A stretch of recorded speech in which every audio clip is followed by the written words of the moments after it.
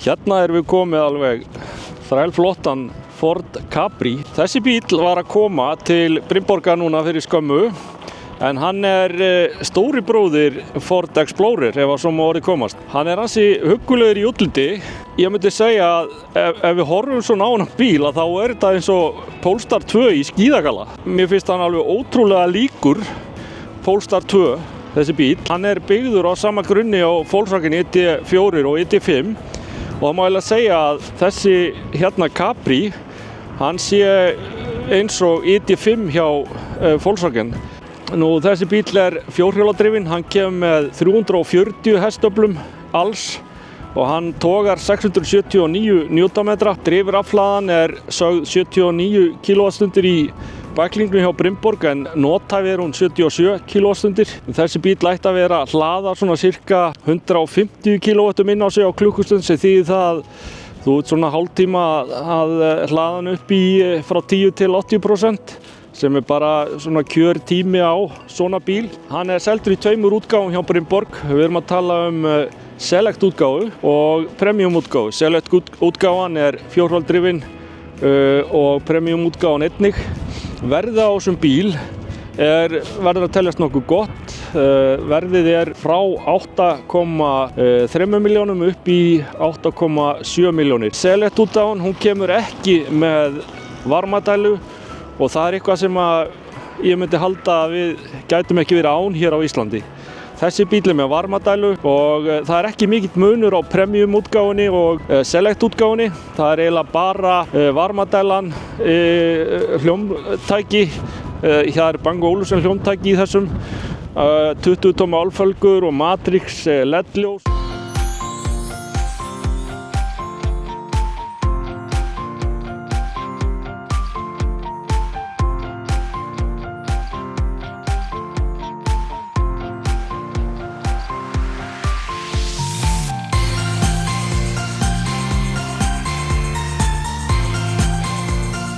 Skottið í þessum Capri, það ansi lekkert. Við erum að tala 627 lítra eða 622 lítra eftir hvort að við erum með Select eða Premium útgáfuna. Hérna pláss undir, það að lækka sem sagt pallinn hérna niður, þannig að við höfum aðeins meira pláss hérna undir. Mjög sniðugt. Hins vegar mjög þægilegt að hlaða inn í bílinn þar sem gólfið alveg slétt hérna. Hér sem sagt 12 volta plugg, ljós hérna, það að fella niður sætin 60-40 og það svona miðjustokkur sem hægt að taka niður, þannig að ef að menn að fá sér eitthvað langt í Bíkó eða húsasmiðjunni eða í IKEA, þá þetta að stinga því hér inn og á þess að hafa nokkrar áhyggjur á því. Nú, ef þú tekur niður sætin þá ertu komið 1500 lítra pláss í þennan bíl. Og það mælt frá gólfu upp í topp á bílnum. Nú svo rafdrifni hlerinn hérna á Premium útgáfunni. Mjög þægilegt að geta loka þessu svona í alls konar veðrum. Hann droppar rafmagninu hraðar þegar við erum að prófa í svona köldu loftslagi. Það mjög gott að keyra þennan bíl. Það bara mjög svipað að keyra Ford Explorerinn. Þetta náttúrulega eiginlega sömu bílarnir, Explorerinn og Capriinn, þó að útlitsmunurinn sé talsverður. Mér finnst þessi Capri reyndar fallegri heldur en hérna Explorerinn. Það fínt að sitja hérna. Það hægt að stilla sætin í þessum Premium bíl alveg á 18 vegu, skils mér. Þá það aftursætis testið. Tókuð eftir ég rak hausinn hérna í. Það kemur svolítið mikið niður hér. Þakkið á hann, það flúttir svolítið og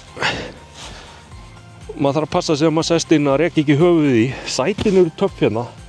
Þetta svolítið svona, retro hönnun á þessu. Mér finnst þetta flott. Hérna svona vasi. Það alveg yfirdrifið pláss hérna aftur í fyrir svona hávaxinn aðeins eins og mig. Það líka, sætin eru það há að þú kemur fótunum hérna vel undir. Það eru hérna 2 USB-C.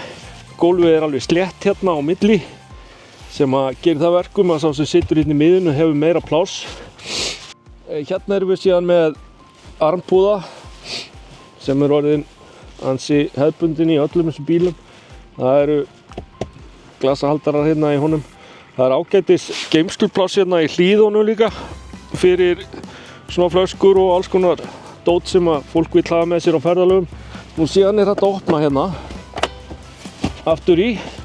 Þetta finnst mér mikill kostur að það sé hægt að opna hérna þannig að við getum tekið skíði eða eitthvað svona sem hefur verið að versla sér í IKEA eða eitthvað svoleiðis og hann getur haft það fram í. Passa bara að reka það ekki í skjáinn hérna fyrir framan.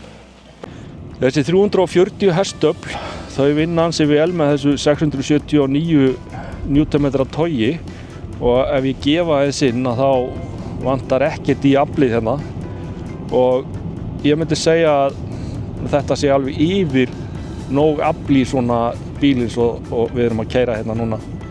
Bílinn er cirka 5 metrar lengd, það er cirka 20 cm undir hann og hann kemur á 20 tómum felgum, hann er á svolítið stórum felgum og það sem maður finnur til þess að maður keyrir Reykjanesbrautina að það er svona hreyfing í honum, maður er oft svona með, þú veist, hreyfist svona, svolítið stíf fjöðrunin en ég veit ekki, kannski er það vegna þess að bílinn er á svona rosalega stórum felgum, þetta er ekki stærri bíl en raun ber vitni. Það er svolítið svona hossingur í honum, en það er eitthvað sem ég myndi segja að væri ekki frágangsatriði ef maður ætlar að fara að kaupa sér svona bíl. Já, skjárinn hérna í miðjunni, þetta er alveg eins og á Explorernum, þetta er svolítið sniðugt, hérna er geymslupláss hérna fyrir alls konar, já segjum bara að við ætlum að geyma síma eða eitthvað hérna í bílnum ef við skreppum út drónum og þá getum við lokað þessu svona sem er ansi sniðugt. Mér finnst skjárinn tiltölulega einfaldur á þessum bíl og hann er alveg ágætlega hraðvirkur. Hérna niðri eru miðstöðvarstellingarnar, maður getur sett hita á sætin hérna, maður getur breytt hérna hraðanum á viftunni hérna, sett meira eða minna og þarft ekki að líta mjög mikið af veginu til þess að vera með þetta hérna stjórn á til dæmis loftkælingunni. Síðan erum við hérna með að hækka og lækka í útvarpinu hérna og þá heyrist í þessum 10 hátalara Bang & Olufsen græjum hérna sem eru alveg ágætar. Það er ekkert neitt spes á okkar mati en þetta er alveg þrælfínt sound í þessu. Við til dæmis, það er ekki hægt að bera þetta saman til dæmis við soundið í nýja Xpeng bílnum sem er með alveg geggjaða græjur. Nú, hérna er þetta að stækka með einu handtaki hérna kortið. Það er alveg kýrskýrt og það er alveg virkilega snappi að koma hérna við þegar maður langar að kíkja hérna á skjáinn og hvar bíllinn er. Þannig að ég verð að gefa þessum skjá góða einkunn. Það er mjög einfalt að stýra honum og hann er mjög fljótvirkur. Þannig að það er virkilegu plús í þessum nýju rafmagnsbílum að það sé auðvelt að stjórna græjunum sem er í bílnum og það sem maður þurfa alltaf að vera að líta af veginum.